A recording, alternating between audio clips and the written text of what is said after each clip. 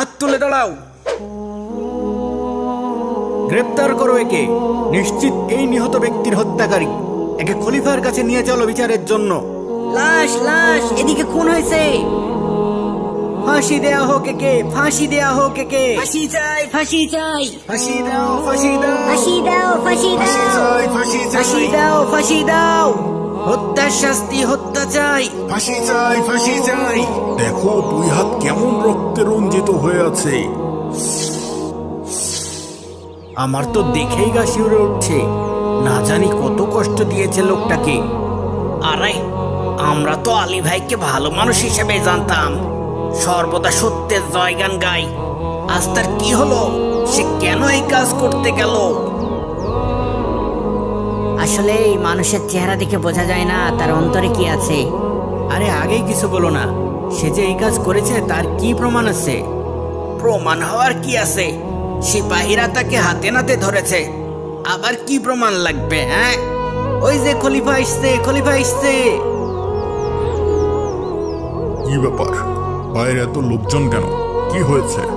জাহাপনা, সিপাহীরা এক আসামিকে ধরে এনেছে, আর মানুষজন তার পিছন পিছন বিচার দেখতে এসেছে। সবাই বাইরে আপনার ফয়সালার জন্য অপেক্ষা করছে।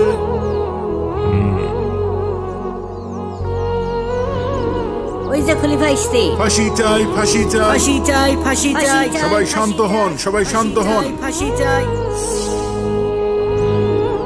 এই যুবক সেই আসামি? জি জাহাপনা। পা দুটো কেমন কাঁপছে, চেহারা পাংশুবর্ণ হয়ে গেছে। নিশ্চয় অনেক ভয় পেয়েছে। কি অপরাধ করেছে সে? খুন করেছে জাহাপনা। খুন করেছে? জি জাহাপনা। রক্তাক্ত লাশের পাশে ছুরিসহ হাতে নাতে ধরা পড়েছে। তারপরই সিপাহীরা তাকে বিচারের জন্য আপনার কাছে নিয়ে এসেছে। ফাঁসি চাই, ফাঁসি চাই। ফাঁসি চাই, ফাঁসি চাই। ফাঁসি চাই, ফাঁসি চাই। হত্যা চাই। ফাঁসি চাই, ফাঁসি চাই। হত্যার শাস্তি, হত্যা চাই। ফাঁসি দাও, ফাঁসি ফাঁসি দাও। দাও, ফাঁসি দাও। ফাঁসি চাই, ফাঁসি ফাঁসি চাই। চাই, ফাঁসি চাই। ফাঁসি চাই, ফাঁসি চাই। ফাঁসি চাই, ফাঁসি চাই। আপনারা শান্ত হন। এখনই এই অপরাধীর বিচার করা হবে। যদি সে সত্যি হত্যাকারী হয় তবে অবশ্যই তাকে কিসাসের ফয়সালা শোনানো হবে। হত্যার শাস্তি হত্যা, তার উপরও কার্যকর করা হবে। আল্লাহু আকবার, আল্লাহু আকবার, আল্লাহু আকবার, আল্লাহু আকবার, আল্লাহু আকবার, আল্লাহু আকবার, আল্লাহু আকবার। সেনাপতি, জি জাহাপনা। আপনি পুরো ঘটনা প্রথম থেকে বিস্তারিত খুলে বলুন। জি জাহাপনা। আমরা আজও প্রতিদিনকার মতো টহল দিচ্ছিলাম। ভোরবেলাতে যথারীতি রাস্তাঘাট ফাঁকাই ছিল। হঠাৎ আমাদের কানে একটা চিৎকার ভেসে আসে। আমরা প্রথমে বুঝতে পারিনি কিসের শব্দ হলো। কেমন মানুষের চিৎকারের মতো মনে হলো না? হ্যাঁ, খুব কাছে মনে হলো শব্দটা। চলো তো দেখি। তাড়াতাড়ি আমরা সেই শব্দ লক্ষ্য করে রওনা হই। আর একটু দূর যেতেই দেখি এই যুবক রক্তমাখা ছুরি হাতে দাঁড়িয়ে আছে, আর নিচে পড়ে আছে এক নিহত ব্যক্তির নিথর রক্তাক্ত দেহ। আশপাশে আর কেউ নেই। আমাদের বুঝতে বাকি থাকলো না যে এই ব্যক্তি নিহত ব্যক্তির হত্যাকারী। সাবধান, হাত তুলে দাঁড়াও। গ্রেপ্তার করো একে। নিশ্চিত এই নিহত ব্যক্তির হত্যাকারী। একে খলিফার কাছে নিয়ে চলো বিচারের জন্য। এই খুন হয়েছে, খুন হয়েছে। লাশ লাশ, এদিকে খুন হয়েছে। তারপর আমরা সরাসরি তাকে আপনার দরবারে বিচারের জন্য নিয়ে এসেছি হুজুর। এখন আপনি এর বিচার করুন মহামান্য খলিফা। হে যুবক, তোমার বিরুদ্ধে যে অভিযোগ করা হয়েছে তা কি সত্য? তুমি কি এই নিহত ব্যক্তিকে হত্যা করেছ? হ্যাঁ, আমি এই ব্যক্তিকে হত্যা করেছি। কেন হত্যা করেছ? কিভাবে হত্যা করেছ? তুমি চুপ করে থাকলে তোমার আত্মসমর্থনের সুযোগ হারাবে। আদালত তোমাকে সরাসরি অপরাধী হিসেবে গণ্য করবে। মহামান্য খলিফা, সে শুরু থেকেই কোনো এক অজ্ঞাত কারণে সম্পূর্ণ নীরবতা পালন করছে। হয়তো কোনো পুরনো শত্রুতা থাকতে পারে। যেহেতু আসামিকে হত্যা করার পর সম্পূর্ণ হাতে নাতে ধরা হয়েছে, যেহেতু আসামি তার আত্মপক্ষ সমর্থন করেনি এবং নিজ মুখে হত্যার কথা স্বীকার করে নিয়েছে, তাই তার অভিযোগ প্রমাণ করতে আলাদা করে কোনো তথ্য প্রমাণের দরকার নেই। সে কেন হত্যা করেছে বা কিভাবে হত্যা করেছে তা না জেনেও তার ব্যাপারে শরীয়তের ফয়সালা জানানো যাবে। যেহেতু কেসাসের বিধান হলো হত্যার শাস্তি হত্যা, তাই খুনের অপরাধে এই যুবককে কতল করার আদেশ দেওয়া হলো। তাকে আসরের ওয়াক্ত পর্যন্ত বন্দী রাখা হবে এবং নামাজের পর সকল মানুষের সামনে তাকে ফাঁসিতে ঝোলানো হবে। আল্লাহু আকবার, আল্লাহু আকবার। আল্লাহু আকবার, আল্লাহু আকবার, আল্লাহু আকবার, আল্লাহু আকবার।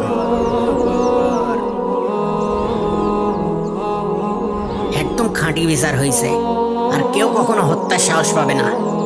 যেভাবে আলী ভাই কাজ ছিল তাতে তাকে কোনোভাবেও খুনি মনে হয়নি, কিন্তু তার হাতে যে রক্ত আর রক্তমাখা ছুরি ছিল তা তো আর মিথ্যা না। হাতে নাতে ধরেছে তাকে, হ্যাঁ, আর স্বীকারও তো করেছে। শুধু কিসের জন্য খুন করিল সেটা জানতে পারলে ভালো হয়তো। কিন্তু সে তো মুখে একদম কুলুপে দিছে। হায় রে মানুষ, কি এমন লাভের জন্য খুনটা করলি? দুনিয়াও হারালি, আখিরাতও হারালি। ওই যে আলী ভাইকে নিয়ে আসছি, এখনই ফাঁসি দেওয়া হবে। আসামিকে ফাঁসির কাষ্ঠে উঠাও, এখনই তার ফাঁসি কার্যকর করা হবে। জি জাহাপনা, চলো উপরে ওঠো। থামেন জাহাপনা, থামেন। হ্যাঁ? জাহাপনা থামেন, থামেন জাহাপনা। এই যুবককে ফাঁসি দেবেন না, সেই নিহত ব্যক্তির হত্যাকারী নয়। হ্যাঁ? হ্যাঁ? কে তুমি? কি বলছো এসব?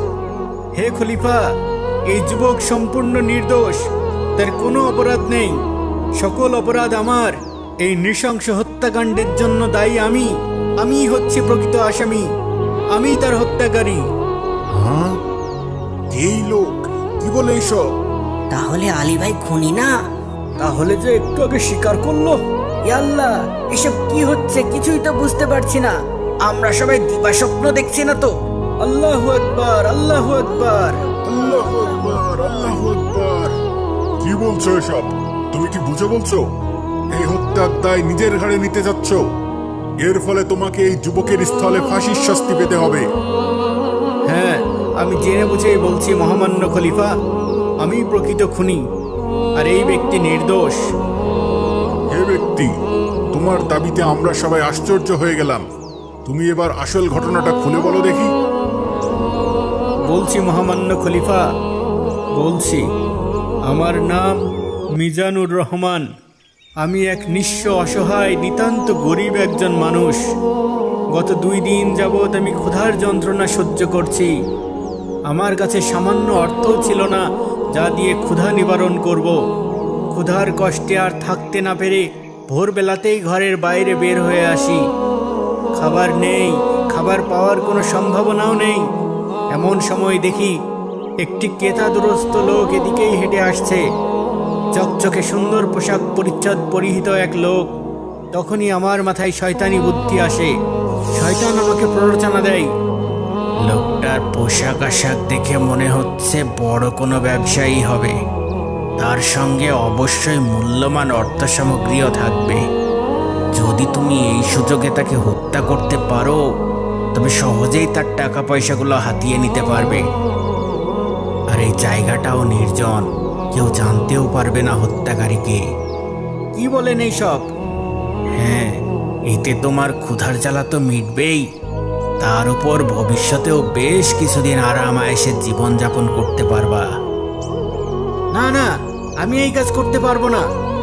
তাহলে ক্ষুধার জ্বালায় মরবা। কিন্তু তারপরও, হ্যাঁ, এই লোকটা কোথায় গেল? আর তখনই আমার পেটটা মোচড় দিয়ে উঠল। আমি আর ক্ষুধার যন্ত্রণা সহ্য করতে না পেরে ভালো মন্দের পার্থক্য করার জ্ঞানটুকুও হারিয়ে ফেললাম। শয়তানের প্ররোচনায় আমি হিতাহিত জ্ঞান হারিয়ে ফেললাম আর কোমর থেকে ছুরি বের করে অপেক্ষা করতে লাগলাম। লোকটা কাছে চলে আসতেই আমি আক্রমণ করে বসলাম। এই তো মরে গেছে, নিশ্চয়ই ওর পকেটে থাকবে টাকা পয়সা। তাড়াতাড়ি ওর পকেটে দেখি আর যা পাই তা নিয়ে কেটে পড়ি। সিপাহী? এত সকালে সিপাহী কোথা থেকে এলো? হে আল্লাহ, ধরা পড়ে যাব নাকি? ধরা পড়লে তো নিশ্চিত ফাঁসি। থাকলো টাকা, তাড়াতাড়ি সরে পড়ি।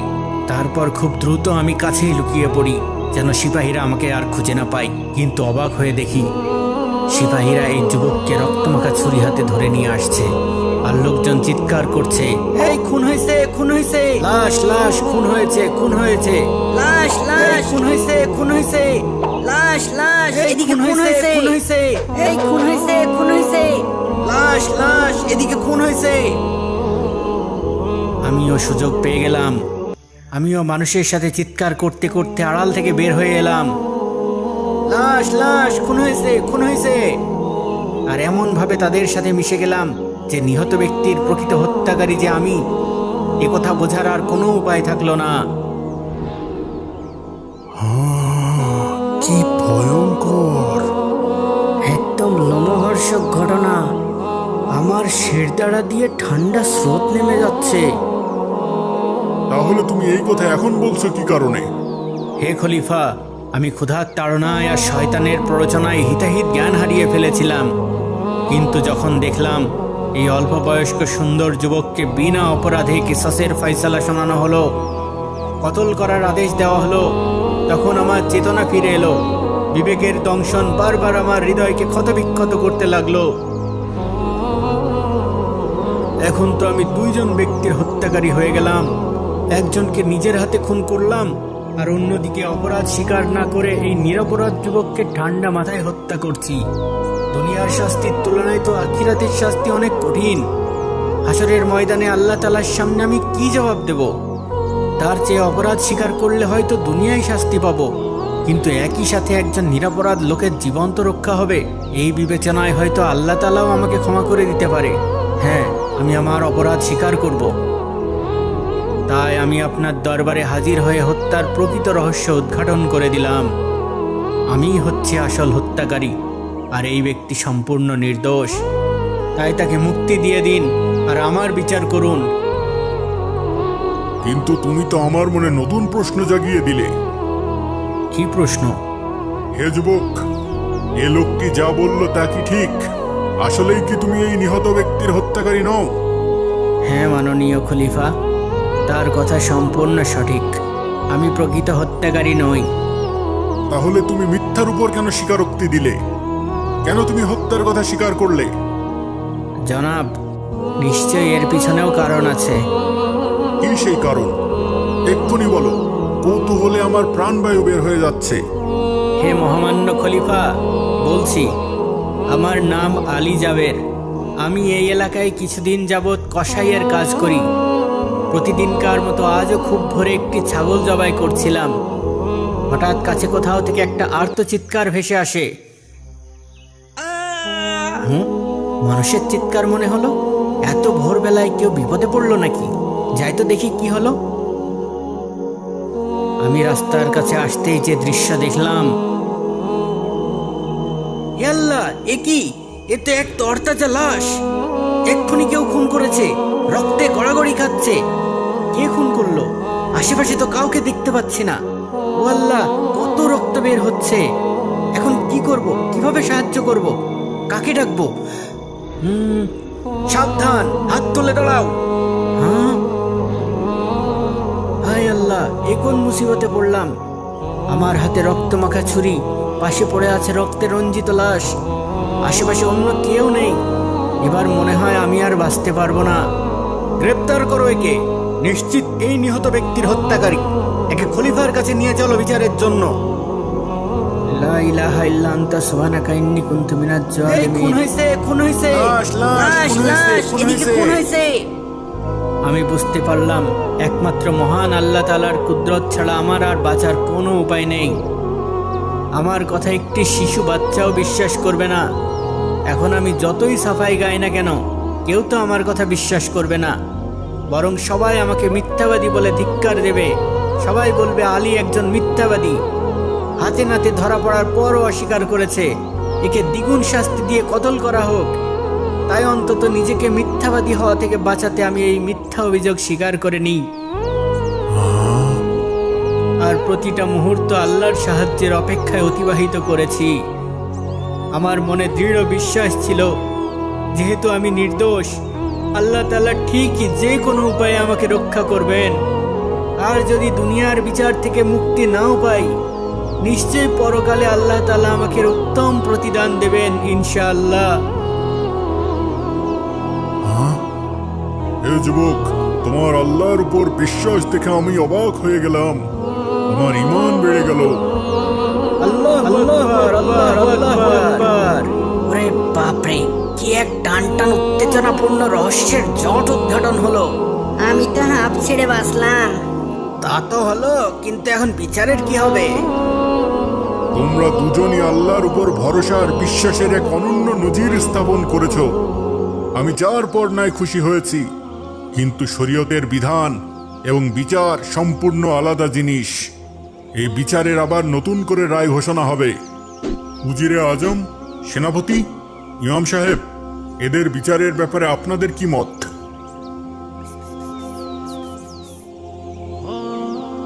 কি আর হবে, আলীর জায়গায় ওই লোকের ফাঁসি হবে।